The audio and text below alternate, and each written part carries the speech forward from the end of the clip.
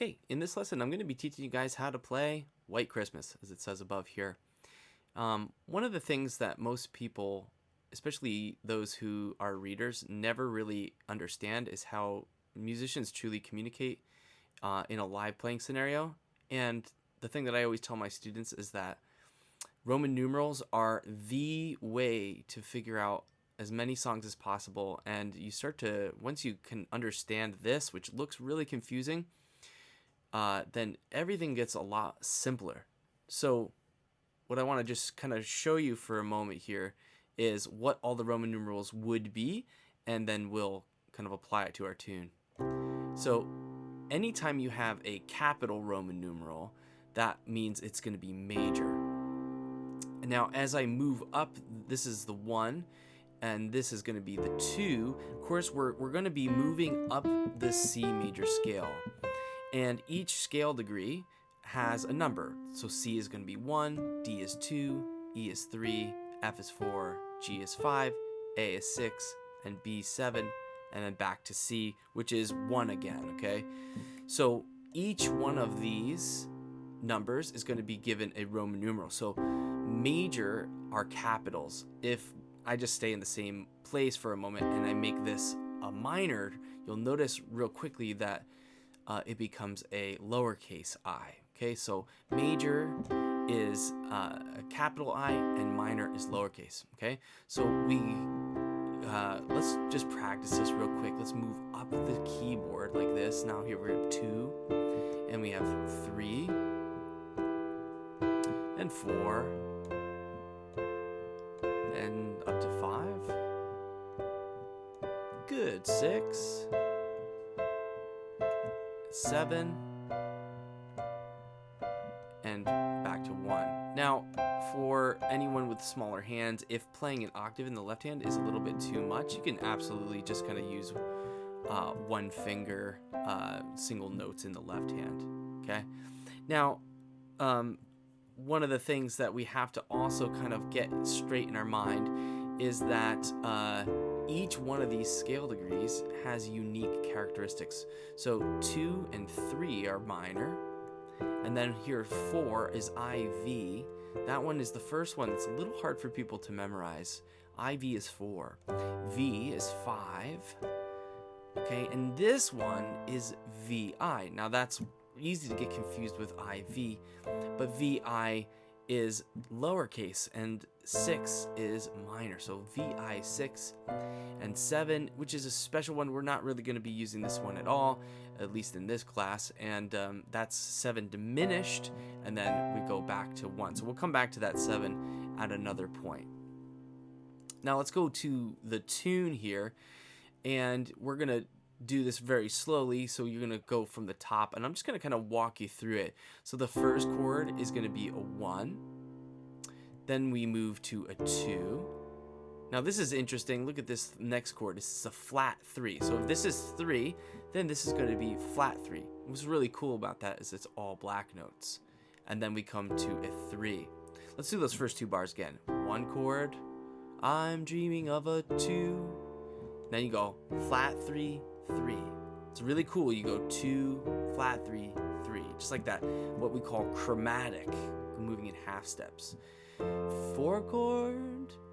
Now, this next one is, I'm going to play a 4 chord. Anytime you see a slash, that slash means over. So 4 slash over 5. With every Christmas card I write. Okay? And then we go right back to another one of those. Second line, we go 1. And then what you're going to do, this is going to be 1 dominant. Without going into too much theory, a dominant 7 is when we add a flat 7. 1, 2, 3, 4, 5, 6, 7, flat 7. Okay? But what I'm going to do, what I'm going to have you do, is instead of going up like this, we're going to go like this. It's easier to push your hand in and push your thumb to that B flat than it is to add the B flat up on top. Then we go to 4 chord. Okay, now look at this next one, minor 4. Very interesting. Okay, because 4 usually is major. Okay, so we're gonna make a minor 4 there. Now we go 1, here's another case where we have something that falls out of the realm. This is a 6 major. Okay, VI, 6. Now 2, and then here we go, 4/5. And I'm dreaming of white, flat 3/3, 4 chord, and then 4/5 again, back to 1, and 4/5. Got a lot of those chords. Here comes this. Push your hand in. Make sure you don't reach your hand like this. Push in here for the 1 dominant 7 and 4. Same 4 minor. Now watch this bar right here. This is going to be one of the trickiest parts. It goes 3, 6, 2, 5, 1. Okay, so this is the first time in the song where the harmonic rhythm moved faster. Harmonic rhythm is the fancy theory term for how fast do the chords move.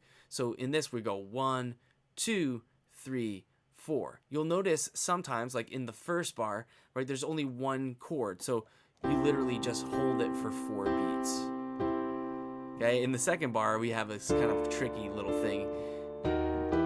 That flat 3 is just for a momentary second. But 4 chord for 2, 4/5 for 2, and then 1 for 2 bar, or for 2 beats rather, and then 4/5 for 2 beats. So if there's 1 chord in the measure, that means you get 4 beats for it. If there's 2 chords in the measure, you get 2 and 2. And then here we have 4 chords in the measure, so it's 1 chord per beat.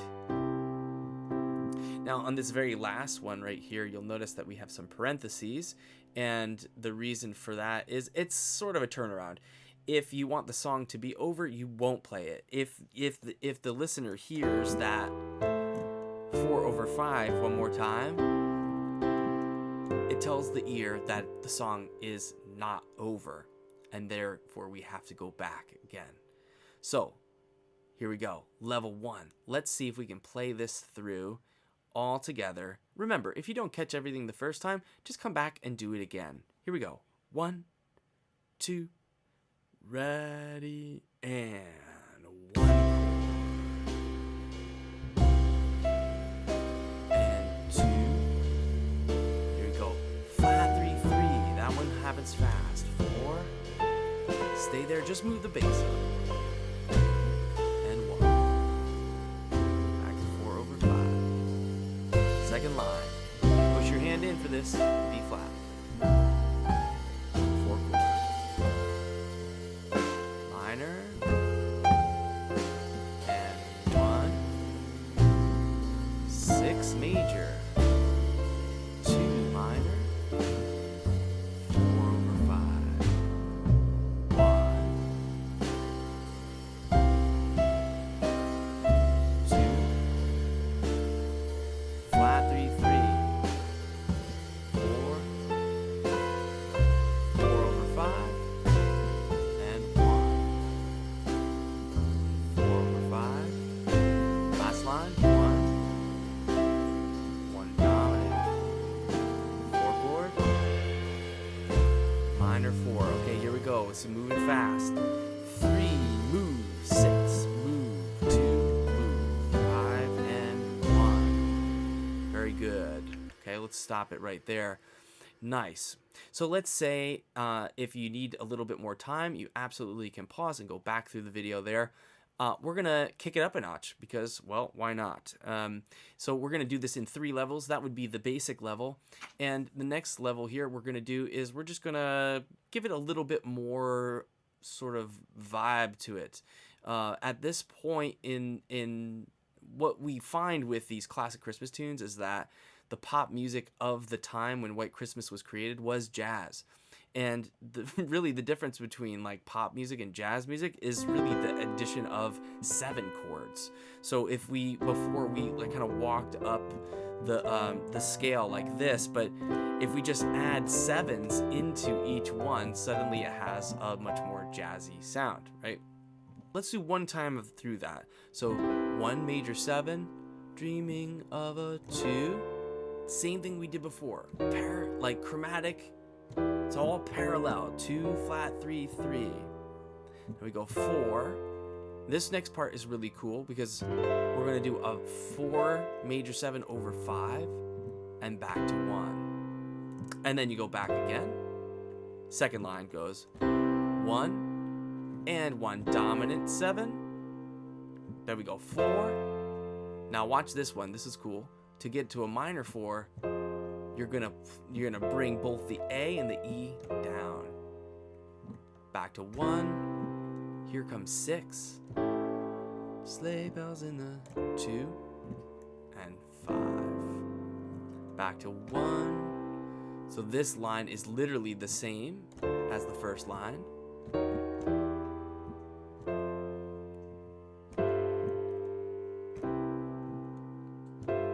May your days be merry and bright. Notice how it has a much better, jazzier sound already. And may 3, 6, 2, 5, 1. If that feels really difficult, at least we have all white notes because we're using 7 chords through a C major scale, which has no black notes.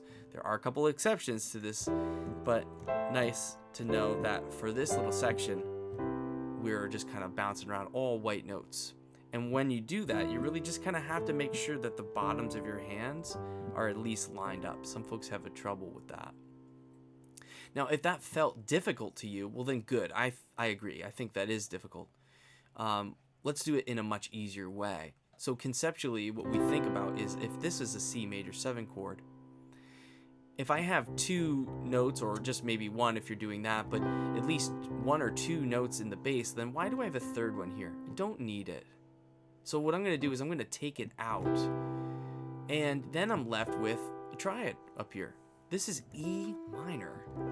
Whenever you have a 7 chord, it's actually 2 stacked triads. I have C major and I have E minor. It's a pretty cool perspective shift because then all of a sudden, if you know your triads and inversions, I can take this E minor and I can just invert it up and down like this.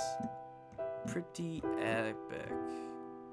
And this is the one that I want to pay attention to right here because it's the easiest one. I call it the drop thumb technique.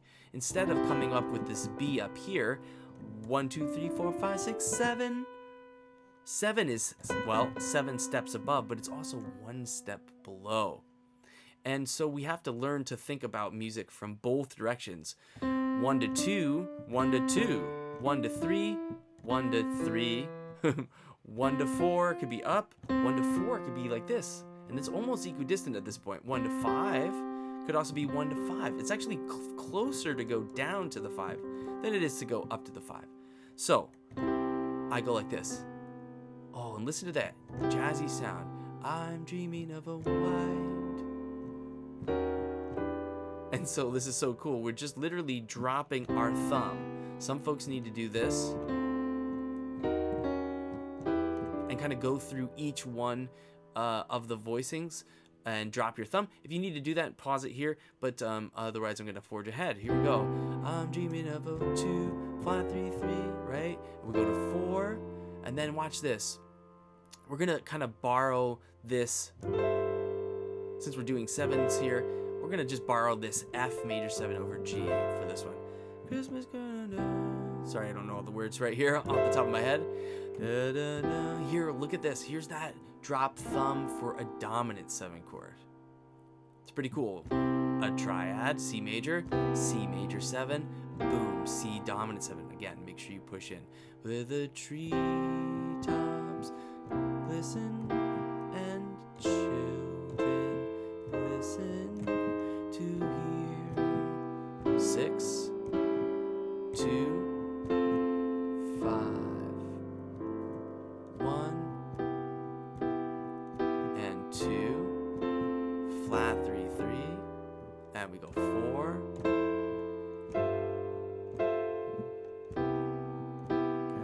Okay, and you can go down either one, dominant 7 and 4. And may all your Christmases be white. Pretty nice, I'd say. Let's try that now with the track. 1, 2, ready, go.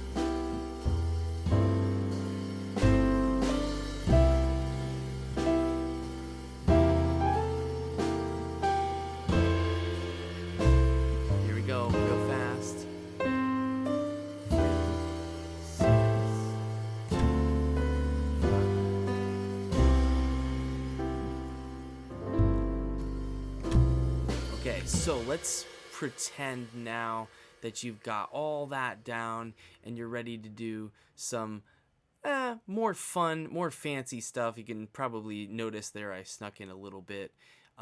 Here's what we're going to do. I'm going to say, okay, on the starting note, you can add this note. You can also bar your thumb. I'm dreaming of a... Again, you can kind of add these two. Okay, I love all that.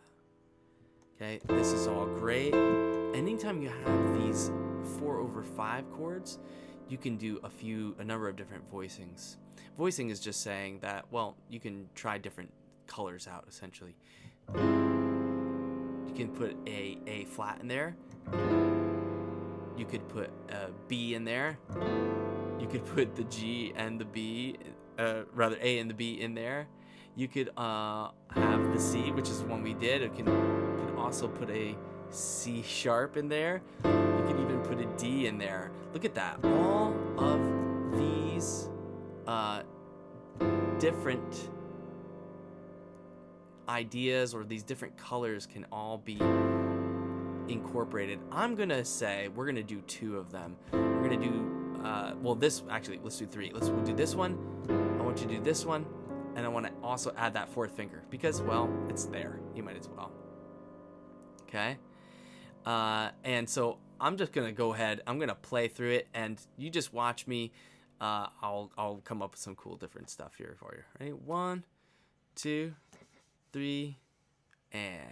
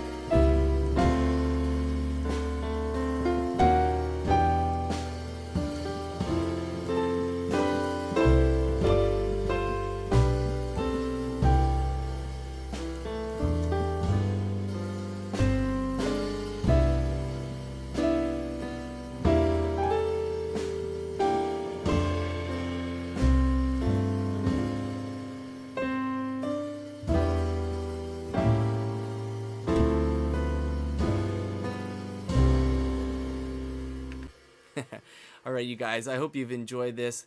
The reason why I like to teach this stuff is because if Christmas time is coming up and you just want to get together with your friends around the piano, it's really actually not that hard to get together and make some of the best memories of really your whole year. So I hope you'll check this out, and if you guys like it, please subscribe and smash the like button, as they all say. I really hope you guys have a great time and a great holiday. Much appreciated. JP here, signing off. Peace.